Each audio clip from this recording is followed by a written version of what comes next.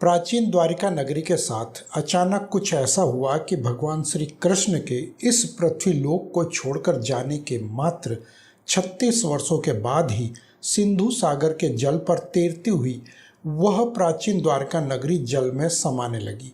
उसकी प्रजा, जो कि द्वारिका के समुद्र में समाने से पहले वहां से किसी प्रकार से निकलकर तट पर आ गई थी, उनको विशेष सुरक्षा प्रदान करने के लिए इंद्रप्रस्थ से अर्जुन को शीघ्र द्वारिका के लिए जाना पड़ा और वहां से भगवान श्री कृष्ण के प्रपौत्र वज्रनाभ सहित समस्त महिलाओं, बच्चों एवं अन्य प्रजाजन को अपने साथ हस्तिनापुर ले आए।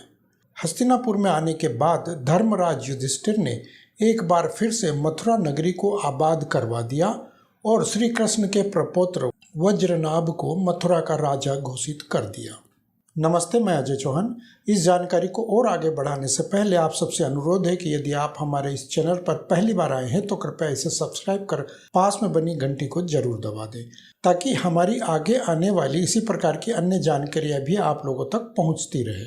तो वह प्राचीन द्वारिका नगरी अचानक बस यूं ही समुद्र में नहीं समाई थी, बल्कि इसके पीछे का रहस्य यह था कि गांधारी के उस मात्र एक श्राप के चलते यदुवंशियों में आपसी कलह और युद्ध के कारण नाश होते होते स्थिति यहाँ तक पहुँच चुकी थी कि अब तक उस वंश में भगवान श्री कृष्ण के प्रपौत्र वज्रनाभ ही एकमात्र अंतिम शासक के रूप में जीवित बच पाए थे। जबकि दूसरी तरफ गांधारी के उस श्राप के कारण ठीक 36 वर्षों के बाद सिंधु सागर के एक द्वीप पर बनी वह भव्य स्वर्ण द्वारिका नगरी अचानक समुद्र में समा गई। स्वयं श्री कृष्ण ने अपनी कर्म भूमि के तौर पर एक ऐसे स्थान का चयन किया था जिसके चारों तरफ दूर दूर तक कोई दूसरा राज्य या नगर तो क्या भूमि तक नहीं थी, यानी कि अथाह सागर के जल पर तैरती हुई नगरी के रूप में अपनी उस द्वारिका को उन्होंने जिस सिंधु सागर के अंदर बसाया था, उस स्थान को आज हम अरब सागर के नाम से जानते हैं। यह कोई मनगढ़ंत बातें या पश्चिम की दी हुई थ्योरी नहीं, बल्कि यह साबित हो चुका एक ऐसा सच है जिसको कि आज खुद हमारी ही सरकारें बाहर लाने से डर रही हैं। पुराणों में उल्लेख है कि उस प्राचीन द्वारिका नगरी को बसाने के लिए श्री कृष्ण ने सिंधु सागर से आग्रह किया था कि आपके तल में जो अथाह भूमि है उसमें से मुझे कुछ भाग चाहिए, जिसको मैं अपनी प्रजा की सुरक्षा के लिए एक नगर के रूप में बसाना चाहता हूँ। सागर देव ने उनकी विनती को स्वीकार कर लिया और अपने तल में से कुछ भाग को भूमि के रूप में उभार कर श्री कृष्ण को दे दिया। श्री कृष्ण ने भगवान विश्वकर्मा की सहायता से उस भूमि पर विशाल आकार वाली सुरक्षित 4 दीवारी से युक्त एक भव्य स्वर्ण नगरी का निर्माण करा दिया। वही नगरी श्री कृष्ण की कर्म भूमि कहलाई। प्रामाणिकता के तौर पर हरिवंश पुराण में स्पष्ट रूप से लिखा है कि सिंधु सागर में निर्मित द्वारिका नगरी का क्षेत्रफल करीब 12 योजन है। यहाँ अगर हम एक योजन को किलोमीटर में देखें तो सूर्य सिद्धांत के अनुसार एक योजन में 8 किलोमीटर होता है। हालांकि एक खगोलविद ने 14वीं शताब्दी में एक योजन को लगभग 12 किलोमीटर के आसपास भी बताया है। इस हिसाब से समुद्र में बसी उस द्वारका नगरी का क्षेत्रफल करीब 96 किलोमीटर या फिर उससे कहीं अधिक, यानी कि 144 किलोमीटर का रहा होगा। हरिवंश पुराण में यह भी लिखा है कि द्वारिका नगरी जब सिंधु सागर में समा गई थी तो उससे पहले ही श्री कृष्ण उस स्थान को छोड़कर कहीं और जा चुके थे और उसके कुछ समय बाद ही वे इस मृत्यु लोक को भी छोड़कर अपने वैकुंठ धाम में चले गए और श्री कृष्ण के वैकुंठ धाम में जाने के ठीक 36 वर्षों के बाद ही वह द्वारिका नगरी भी समुद्र में समा गई।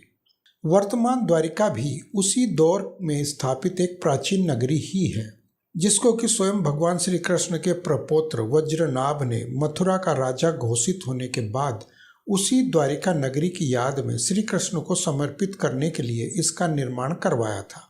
और जिस स्थान पर स्वयं श्री कृष्ण का महल था और उस महल में उनका जो हरि ग्रह यानी कि उनका शयन कक्ष था, वह स्थान समुद्र में डूबने से बच गया था। इसलिए उन्होंने श्री कृष्ण के उस शयन कक्ष को उनकी याद में एक स्मारक का रूप दे दिया और उसे द्वारकाधीश मंदिर के रूप में घोषित करवाकर वहां भगवान श्री कृष्ण की प्रतिमा स्थापित करवा दी। द्वारकाधीश मंदिर के रूप में घोषित होने के बाद से अगले सैकड़ों वर्षों तक वह महल उसी अवस्था में सुरक्षित रहा। इस दौरान वह स्मारक न सिर्फ संपूर्ण भारतवर्ष के लिए बल्कि संपूर्ण पृथ्वीवासियों के लिए एक आदर्श स्थान और आस्था का केंद्र बन चुका था। ये वही वज्रनाभ थे जो श्री कृष्ण के अंतिम वंशज और मथुरा के अंतिम यदुवंशी शासक माने जाते हैं। गोमती नदी के तट पर स्थित द्वारिका नगरी का उल्लेख हमें महाभारत ग्रंथ में श्री कृष्ण की राजधानी द्वारिका साम्राज्य के रूप में पढ़ने को मिलता है। और अब अगर यहाँ हम समुद्र में समा चुकी उस प्राचीन द्वारिका नगरी को छोड़कर वर्तमान द्वारिका नगरी के महत्व और इतिहास की बात करें तो अरब सागर के तट पर स्थित यह स्थान गुजरात राज्य प्राचीन भारत का सौराष्ट्र क्षेत्र कहलाता है। इसी सौराष्ट्र की भूमि पर सनातन धर्म के 4 प्रमुख भागों में से एक और भगवान श्री हरि विष्णु के कृपा रूपी अवतार यानी कि द्वारकाधीश की कर्म भूमि भी यही कहलाती है, जिसे संपूर्ण संसार वर्तमान में द्वारिका के नाम से जानता है। वर्तमान द्वारिका भी मात्र एक ऐतिहासिक ही नहीं बल्कि करीब करीब 5000 वर्ष पहले यानी द्वापर युग के अंतिम कुछ वर्षों की समय अवधि के दौरान और महाभारत युद्ध के बाद स्वयं भगवान श्री कृष्ण के प्रपौत्र वज्रनाभ के द्वारा ही इसकी स्थापना की गई थी।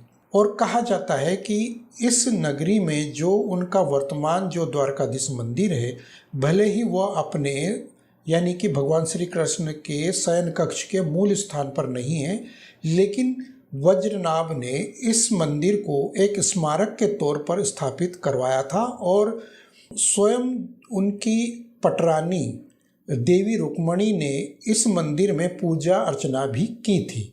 इसलिए इस स्थान का महत्व 4 धामों का एक धाम माना जाता है और यह उसी दौर का मंदिर है। आज भले ही आधुनिक विज्ञान और पुरातत्वविद अपने अपने तर्क और बुद्धि के बल पर इस स्थान और इस नगरी को मात्र 2 से 2500 वर्षों के इतिहास से जोड़कर देख रहे हैं, लेकिन यह सच है कि सनातन धर्म के पौराणिक साक्ष्यों और आस्था के आगे स्वयं भगवान भी बेबस देखे जाते रहे हैं। तो फिर यह तो आधुनिक काल का एक तुच्छ विज्ञान मात्र है, लेकिन यहाँ हमको इस बात पर भी ध्यान देना चाहिए कि क्योंकि यह कलयुग का काल चल रहा है और इस युग में बड़े से बड़े प्रमाणों को भी नकार दिया जाता है, तो फिर साक्षात भगवान के अस्तित्व को आसानी से कैसे मान लिया जाएगा। और यही कारण है कि इस क्षेत्र को हर बार कोई इतिहास से जोड़कर देखता है तो कोई अपने तर्कों और कुतर्कों के माध्यम से, लेकिन इसकी पौराणिकता के साथ साथ स्वयं श्री हरि विष्णु के कृष्ण रूपी अवतार के प्रमाणों को नकार दिया गया है। हालांकि श्री हरि को प्रमाणों की आवश्यकता नहीं होती, इसलिए समय आने पर अपने अस्तित्व को वे स्वयं ही उजागर कर देते हैं। और द्वारिका नगरी के पौराणिक और ऐतिहासिक प्रमाणों में भी कुछ ऐसा ही देखने को मिल रहा है। श्री कृष्ण आज भी यहाँ साक्षात विराजमान है, इसलिए यदि आप सच्चे मन से द्वारका की यात्रा पर जाते हैं तो आपको यहाँ उनकी आहट भी सुनाई देगी। यही कारण है कि अधिकतर सनातन तीर्थ प्रेमी इस स्थान की यात्रा के लिए हमेशा उत्साहित रहते हैं। तो कैसी लगी यह जानकारी कृपया कमेंट करके हमें ज़रूर बताएं। साथ ही वीडियो को लाइक भी कर दें और यदि आप इस चैनल पर पहली बार आए हैं तो इसे सब्सक्राइब करना भी ना भूलें। जल्द मिलते हैं इसी प्रकार की अन्य रोचक जानकारियों के साथ। तब तक के लिए हमें अनुमति दीजिए। धन्यवाद।